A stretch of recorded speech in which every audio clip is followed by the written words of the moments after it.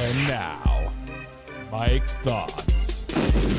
Ladies and gentlemen, boys and girls, people of all ages, Bad Bunny will be performing at the NFL Super Bowl this Sunday. He will be the headline performer of the halftime show. We've all understood that. We've all taken it in. We've all processed it, and you know what? We have moved on. However, last Sunday, the man goes up there on stage. He gets a Grammy. Pause for a second. I don't know anything about his music. I don't know what he sings. I don't know nothing about Bad Bunny. However, during his Grammy speech, because I was watching the Grammys, he said, I was sent to save the NFL. I was sent to make the halftime show great again. He kept rattling off it and all this other. I was like, stop it. Pause. The NFL viewer does not tune in to watch the halftime show.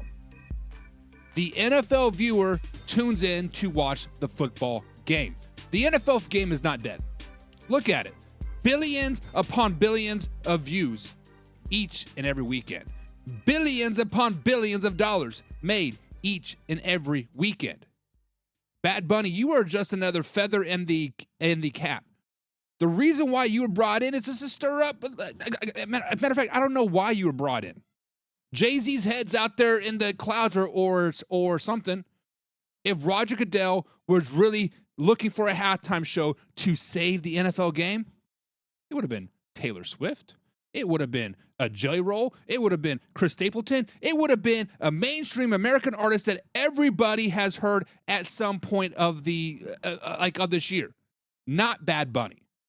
So give it out with your egotistical ass, and you know what? Guys, let's all turn into Turning Point USA halftime show at the end of the day. That's what we're going to do. Cue that intro. Are you ready for the best damn NFL show on the planet? Man Hour Nation! Rise up.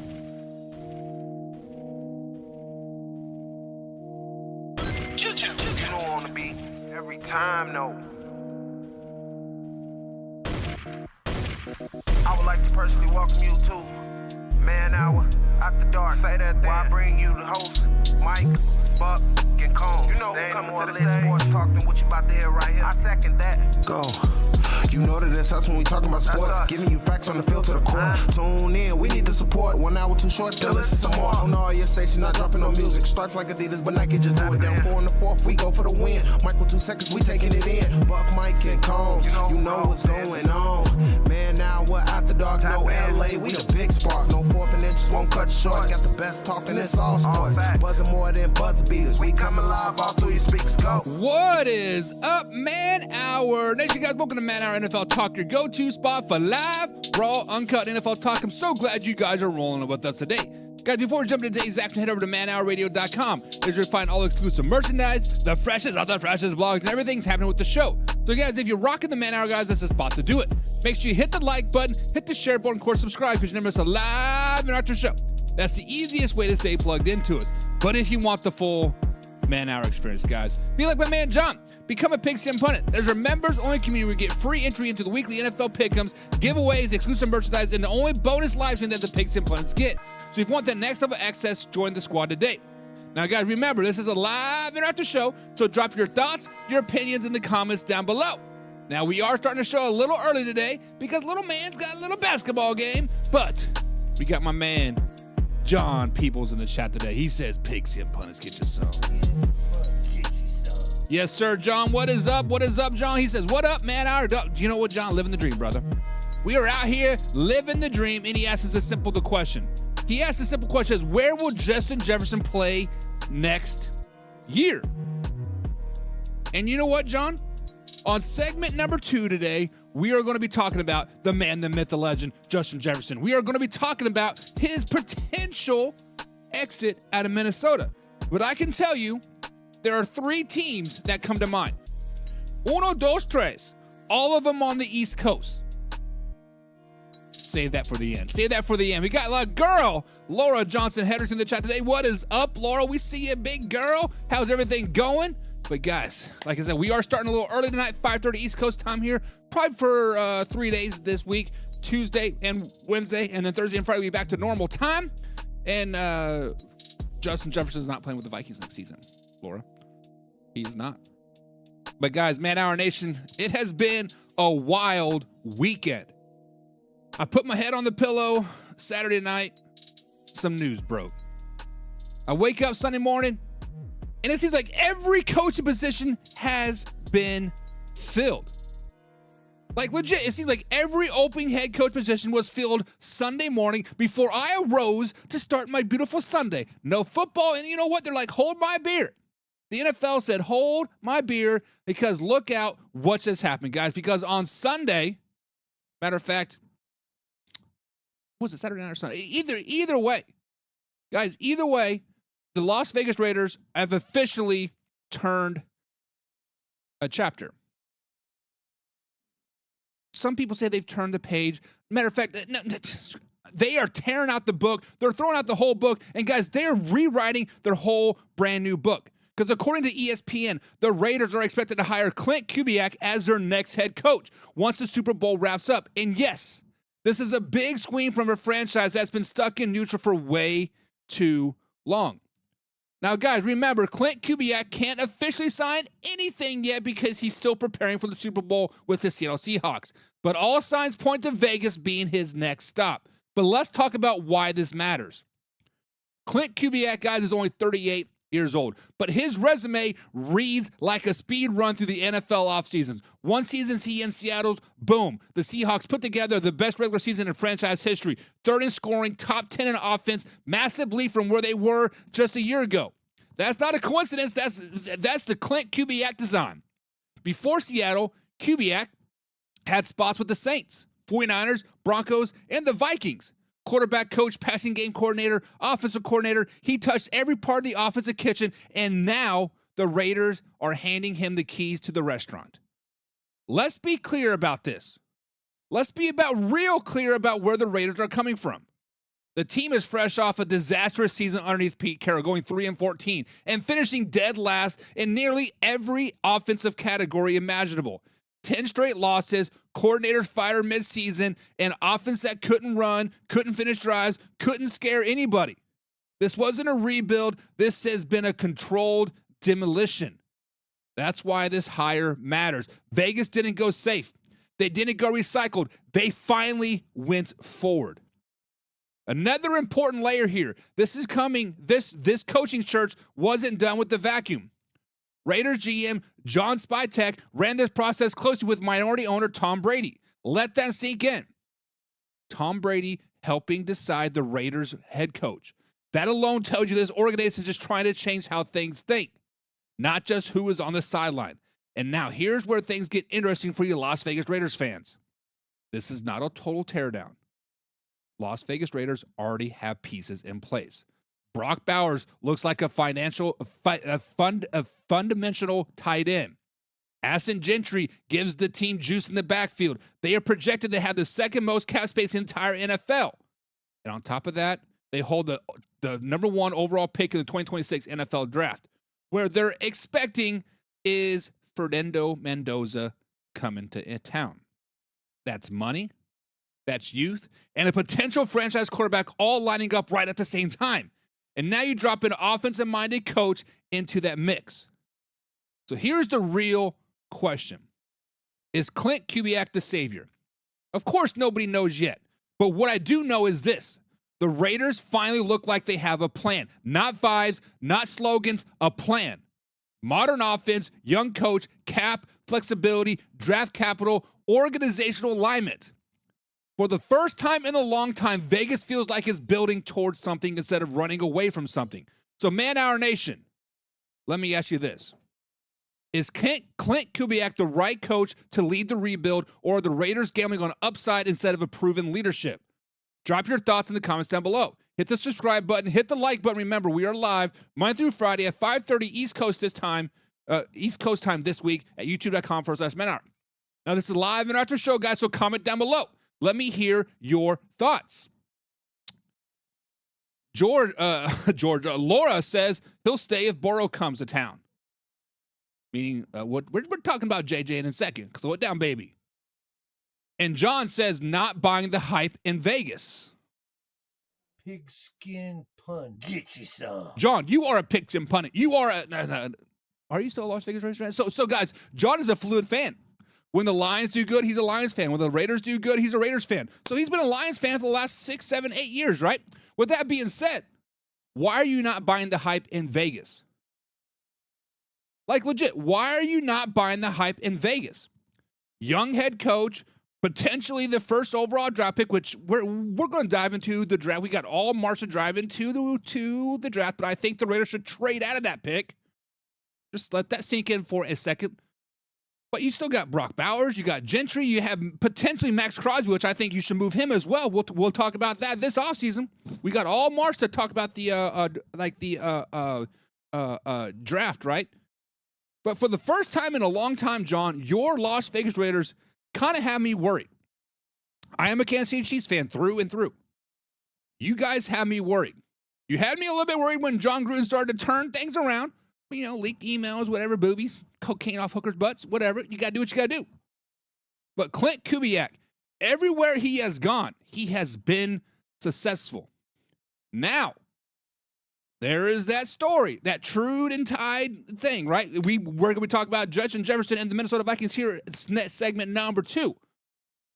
There are people out there that are better coordinators, better passing game coordinators, quarterback coaches than head guys, right? Brian Flores comes to mind. Now, is Klint Kubiak just going to be another long list of people that are better coordinators, Steve Spagnuolo, Eric Bieniemy, than they are head coaches? That is yet to be determined, but I think the Raiders made a right choice. Let's get somebody with the offensive mind. Let's get everybody out. No more that defensive coordinator has been through like 5 head coaches, right? No more special teams. Get everybody out. Klint, come do your thing, dog. Buy the hype, John. Buy the hype. Electro Restoration says, howdy, y'all. What's up, big guy? Thank you for joining us early today, Electro Restorations. He says they're going to need some help more than just a new head coach, and they got a lot of help. Electro, they got a lot of help. They got the first overall draft pick. They're going to have millions upon millions of dollars in NFL cap space. They're going to trade away Max Crosby for 2 first-round draft picks. They're going to have a lot of flexibility to really build a team. Now, I understand John's reserve, right? This is not going to be an overnight fix. You have a whole culture to fix. The Raiders have not been successful for a very, very long time. Much like the Washington Commanders. It took a name change, a new owner, new general manager, new head coach, all do that cultural shift. Granted, they had an easy-ass schedule, meaning the Washington Commanders, the year they were successful. Jaden Daniels played out of his mind. Rookie quarterback, right? Everything lined up perfect for the Washington Commanders. Las Vegas Raiders, everything could line up perfect for you as well. I watched a lot of IU football this season, being from Indiana, buying the hype. I had players playing for Indiana that I coached in like high school, so I got the chance to watch them grow and flourish and have great times, right? Fernando's pretty good. However, talk about this more in March. Las Vegas Raiders trade out of that first-round draft pick. There's a quarterback from Ole Miss that I think is just as good as Fernando if given the opportunity. I'm just going to put that out there. John says because, meaning he's not buying the Las Vegas Raiders hype, because that always drama. Remember all the cap they had just to waste it.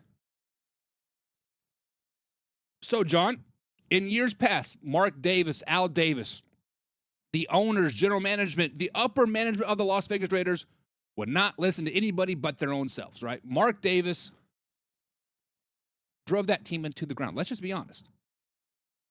When they hired him, John Spytek was leading the charge, along with Tom Brady. Mark Davis like, you know what? You do your thing. I got a 25-year-old to take care of. So that is the real eye-opening thing, right? Now, I'm not saying Tom Brady's going to be the greatest owner ever, the greatest, evaluation of like talent, because usually great players like Tom Brady does not evaluate talent very well. I'm not saying he doesn't know how to, but I'm saying they usually don't, because Those who do. Those who can't teach PE. And those who teach PE evaluate talent very, very well. Just saying. I'm just saying. But Man Our Nation, what do you guys think? Is Klint Kubiak going to be the guy in Las Vegas 4-1? Is he actually going to sign the contract? Because, he hasn't signed anything yet. It's all rumors. It's all speculation. Or is there somebody in this wild card that's out there that's going to jump up and take it? Is John Gruden going to come back for round 3? Is Mike Tomlin going to come in, swoop in, and be the man, the myth, the legend? Still that opportunity. Electoration is one more comment before we head on to the next segment, guys. Electoration says, outside of looking in, what do the Raiders have other than a running back who balled out in college, a new head coach, Tom Brady, and possibly a new franchise quarterback? They still have a pretty good defense. Okay? Yes, Max Crosby is on his way out. Latter part of his season, right? But other than that, they still have a pretty good defense. Okay? Secondly, they have Brock Bowers, arguably a top 5 tight end in the NFL. He is going to be the best tight end in the AFC West this season, over Travis Kelce, over anybody else, right? Hell, he might even be the best tight end in the NFL next season. All speculation. Then, when you look at the Las Vegas Raiders, they have a massive salary cap. They have a lot of money to spend. They can go out there and get a number 1 receiver like Justin Jefferson. They can go out there and get a top 10 receiver like Jerry Jeudy. Shots fired right there because he sucks. He's terrible. They can go out there and pay a Stephon Diggs. Right? The Raiders have a perfect opportunity to be a really good team next season if everything falls in place like it did for the Commanders a couple seasons ago. And John says, nope, we don't want Chucky. Just retire. Calm down. My man James Franks in the chat. James Franks, pigs and Big pun. skin pun. Get you some. James says, from left field, boom, Jim Shorts finds a head coaching spot with the Raiders. That would be the most Raider thing ever. That would be the most Raider thing ever. Let's just be 100% honest. That'd be a terrible move. But welcome to the chat, James. Got my man here, Tangy. What's up, Tangy? He says, boo Tom Brady. Even though his number 1, he still cheated. I agree. How can you put a GOAT in the GOAT conversation when you have to cheat to be the GOAT? Oh, Bill Belichick isn't a first-round Hall of Famer because he, quote, cheated. Just saying. Electro says they forgot they had Brock Bowers. My bad, Raiders fans. Listen, Brock Bowers was injured most of the season. It is easy to forget. But Electro Restorations, that's why we're here for you, my man. Next season, you're going to hear a lot of the Raiders because we are doing a NFL pregame show, guys, next season. So 2026 NFL season, guys, we are going to be breaking down 8 teams every Sunday morning. Those teams are the Dallas Cowboys. Those teams are the Cleveland Browns. And then we got the Kansas City Chiefs, Las Vegas Raiders, Buffalo Bills, New England Patriots, Green Bay Packers, and then the Detroit Lions. Those 8 team guys we're breaking down every single Sunday morning, 10:30 East Coast time, starting week 1 of the NFL season. Fantasy updates, injuries, and keys to the game. So, guys, tune into that. Electoration says, well, if the Raiders are going to wait for the opportunity, then the Cowboys should have won by now. Cowboys going to Super Bowl, baby. Cowboys going to Super Bowl, baby. And Tangy says exactly. Tom Brady's a cheater, so he can't be the GOAT. That is why the one and only Joe Montana is the GOAT. But Vikings fans. Ooh. Minnesota Vikings fans. I'm just, JJ's mad. Justin Jefferson is mad. He's mad with the Vikings. He's mad with JJ McCarthy. He's mad with the ownership. He just mad at the whole state. Guys, the Minnesota Vikings finished they finished 9-8 this season, no playoffs, and 5 fewer wins than the year before. And now the words are out loud, not whispers. Justin Jefferson is openly wondering if the season looked completely different if Sam Darnold was under center instead of JJ McCarthy. And once Jefferson said it, everyone else is thinking it. Guys, let's rewind. Sam Darnold wasn't supposed to be a long-term guy. He was supposed to be insurance, a bridge, a safety net until J.J. McCarthy was ready. And then McCarthy goes down before the season even gets rolling. And suddenly the Vikings are surviving week to week at the hardest position in sports. Justin Jefferson laid it out simply. A quarterback who knew the system, knew the players, knew the timing. A guy who's already had chemistry with him, Jordan Addison, T.J. Hawkinson. He believes the Vikings would have been better with Sam Darnold. Not perfect, but better. And honestly, guys, it's hard to argue because numbers do not lie here. In their one season together in Minnesota, Justin Jefferson and Sam Darnold were electric. Over 1,500 yards, 10 touchdowns, real chemistry, not manufactured highlights. Then Sam Darnold leaves, signs with the Seattle Seahawks, and suddenly he's just not good. He's elite. 5th in passing, 35 touchdowns, first Pro Bowl, Super Bowl appearance, the list goes on and on and on. That's not a fluke. That's a quarterback who finally landed in the right system at the right time. And you know what? Had confidence in himself. Meanwhile, J.J. McCarthy story keeps stalling. Injuries, missed games, limited snaps. Over his first 2 seasons, he has missed 25 games and barely played half of the offensive snaps this season. Justin Jefferson has been classy. He has said all the right things. He says he still believes in J.J. McCarthy can be the guy. He backed him up week after week after week in the 2025 NFL season. But the belief doesn't erase the reality. And the reality is watching your former quarterback lead another team to the Super Bowl while your season ends quietly in January. It's tough. Justin Jefferson said it best. He's happy for Sam Darnold. He's rooting for him. He respects the journey from seeing ghost jokes to being called a top-tier quarterback. But selfishly, he wishes it happened in Minnesota. That's not throwing shade. It's just flat-out honesty. And when your franchise receiver says that out loud, the front office should be listening very, very clearly. This isn't about blaming J.J. McCarthy. It's about the cost of instability at the quarterback. The Vikings just don't lose game. They lost momentum, timing, confidence, and maybe a chance to do something special. Now, they are staring at the same question every team has asked too late. Did we move on too fast? Man Hour Nation, the question is simple. Did the Minnesota Vikings make the right call of moving on from Sam Darnold, or do they let the answer walk out the door? Guys, drop your thoughts in the comments down below. Subscribe, hit the like button. Remember, we are live Monday through Friday at 7 p.m. East Coast time right here at youtube.com/manhour. Now, this is a live interactive show. Let's get into the comments and discuss your thoughts. Did the Vikings make the right move of moving past Sam Darnold? James Frank says, man, I wish I didn't have to work Sunday mornings. I'm going to Bluetooth you on the speaker. Do it, baby. Do it, baby. Says Cowboys versus Browns Super Bowl next. Just slow down. Slow it down, baby. Maybe. And James Frank says, let me be clear about this. Justin Jefferson, come to Cleveland. My man James Frank says a pigskin pundit. Guys, be like, James, become a pigskin pundit. Pigskin pun. Get you some. Hit the membership tab down below. But James says, you know what? Justin Jefferson is going to be great in Cleveland. Pair him up with Jerry Jeudy. Pair him up with Deshaun Watson or Shedeur Sanders, either or. And with a great head coach, ooh, baby, Super Bowl, Dallas Cowboys versus Cleveland Browns next year is inevitable. Make it happen. Make it happen. But James also said Justin Jefferson isn't wrong. The Vikings messed up. And honestly, if you read stories, if you read into stories, like reading between the lines, right? The minute this news came out about Justin Jefferson, about, hey, we would have been better with Sam Darnold. What happens next? The general manager gets fired in Minnesota.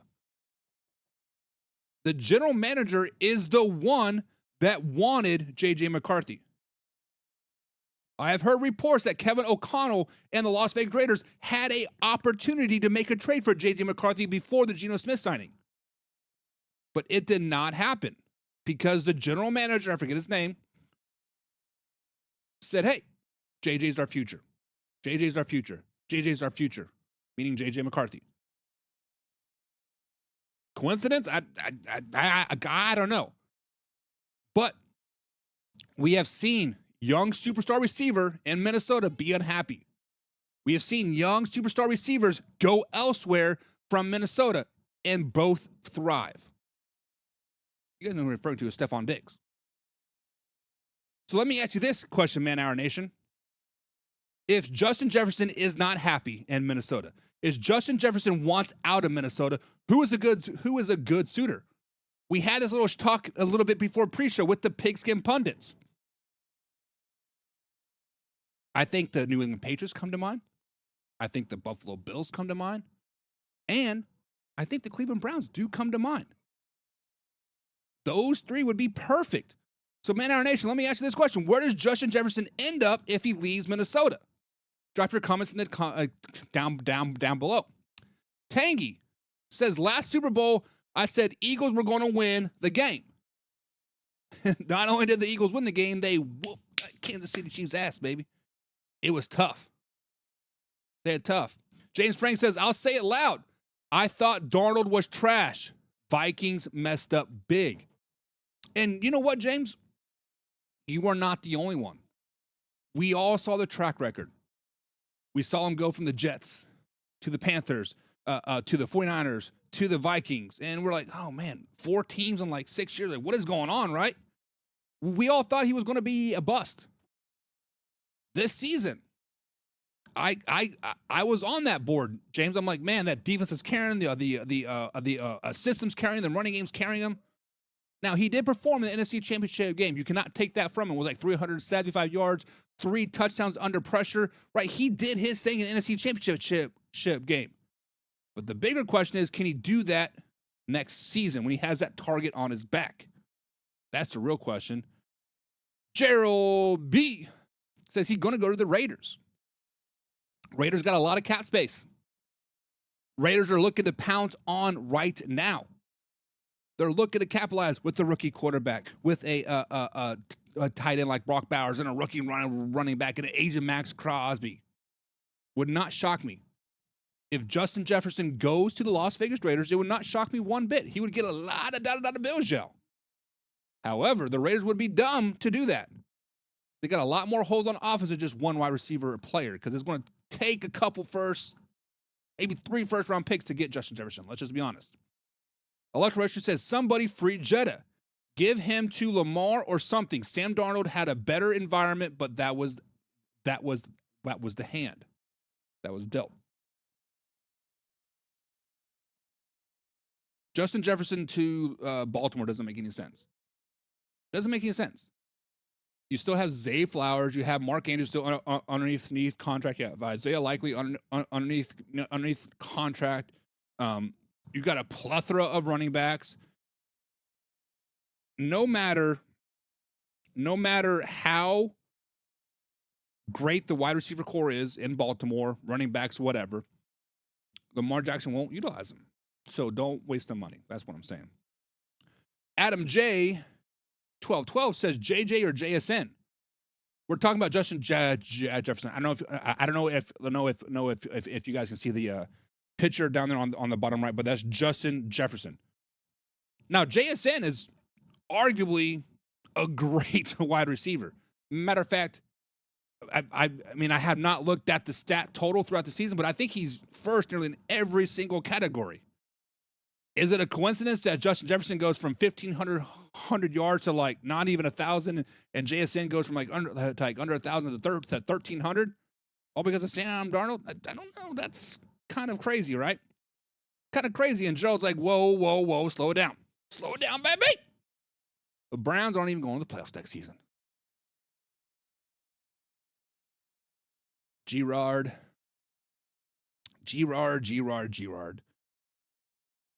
Tune in next year, man. Once the off season starts, tune in. Tune in because it's about to go down. It's about to go down because Arizona Cardinals, you guys made some moves over the weekend as well. Man Hour Nation, let's drive straight into the desert because the Arizona Cardinals made a franchise snapping move. The Arizona Cardinals now officially have their new head coach as well. And it's another offensive mind coming out of the NFC West tree. Arizona has officially hired Mike LaFleur, the former Los Angeles Rams offensive coordinator, on a 5-year deal. This wasn't a plan A. This was plan pivot. Arizona met with Klint Kubiak, but once it became clear he was heading to Las Vegas Raiders, the Cardinals turned their attention to another division rival, and they didn't hesitate. Guys, let's talk about why Arizona landed here. Owner Michael Bidwell said it loud and clear. They wanted intelligent, creative leadership and innovative offense. And if you're looking for the offense credibility in today's NFL, it's hard to ignore the Rams pipeline. Mike LaFleur is the 4th Rams offensive coordinator underneath Sean Payton. And here's the wild part. Every single Rams offensive coordinator underneath Sean McVay has become an NFL head coach. That's not a coincidence. It's factory. Hire them, coach them up, send them out. Synergy. Now, let's be clear about something before the comment section explodes. Mike LaFleur didn't call plays in LA. Sean McVay does that. But what Mike LaFleur did was help orchestrate an offense that ranked first in points, yards per play, passing yards, and first downs. That offense carried Matthew Stafford to one of the best seasons of his career, MVP level run. You don't get credit for that unless you know ball, you know structure, and you know how to teach it. Before the Rams, LaFleur was at the Jets. Offensive coordinator, spent 4 seasons with the 49ers. He knows this division. He knows the defense. He knows how to get wins here. But here's where things get real in Arizona. This is the 6th straight Cardinals head coach without prior permanent head coaching experience. Youth, upside, vision, and tons of risk. And there's the elephant in the room, quarterback. Kyler Murray is still on the roster, but his future is anything but settled. Nearly $40 million already guaranteed. Another massive guarantee kicks in if he's still on the roster in 2026. Mike LaFleur isn't just inheriting a rebuild, he's inheriting a decision that will define his tenure before he even coaches a game. This team went 3-14 last season. 3rd pick in the draft. Offense slipped to 19th. Defense ranked 27th overall in 2025. Let's not sugarcoat the division. The NFC West sent 3 teams to the playoffs. This is a knife fight each and every week. Bidwell says he wants to turn around in year 1. Not year 2, not year 3. That's ambition, but it's a hell of a lot of pressure. This hire tells you exactly what Arizona believes. Offense wins, structure matters, coaching tree matters, and development is priority. Mike LaFleur is walking into one of the hardest coaching jobs in the NFL, but he's walking in with a modern blueprint, a deep understanding of what winning looks like at the highest level. Now we find out if it translates when the headset is fully his. So, Man Hour Nation, should the Cardinals fans, especially you guys, let this sink in? Is Mike LaFleur the right coach to lead this rebuild, or is Arizona gambling on potential instead of proven leadership? Drop your thoughts in the comments down below. Subscribe, hit the like button. Remember, we're live Monday through Friday, 7 p.m. East Coast time right here, youtube.com/Man Hour. Now, this is a live, interactive show. Let's get into the comments down below.